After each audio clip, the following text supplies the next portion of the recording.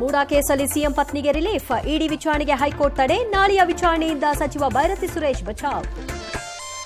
CM MUDA case ಸಿಬಿಐಗೆ ವರ್ಗವಾಗುತ್ತಾ? ಲೋಕಾಯುಕ್ತ ತನಿಖೆಗೆ ದೂರುದಾರರ ಆಕ್ಷೇಪ.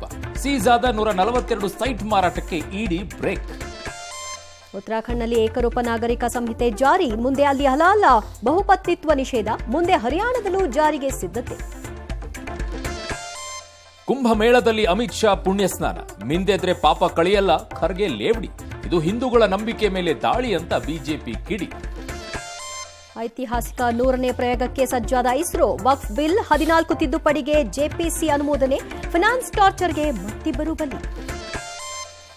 ಅಮೆರಿಕದಲ್ಲಿ ಅಕ್ರಮ ವಲಸಿಗರ ಕೈಗೆ ಕೋಳ, ನ್ಯೂಯಾರ್ಕ್, ನ್ಯೂಜೆರ್ಸಿ ಗುರುದ್ವಾರಗಳಲ್ಲೂ ಕೂಡ ಶೋಧ, ಟ್ರಂಪ್ ಆದೇಶದ ವಿರುದ್ಧ ಸಿಡಿದೆದ್ದ ಸಿಖ್ಖರು. ಕನ್ನಡ ಹೋರಾಟಗಾರರಿಗೆ ರಿಲೀಫ್ ಕೊಟ್ಟ ಸಿಎಂ, ಬಿಗ್ ಬಾಸ್ಗೆ ವಾಪಸ್ ಬರ್ತಾರಾ ಸುದೀಪ್?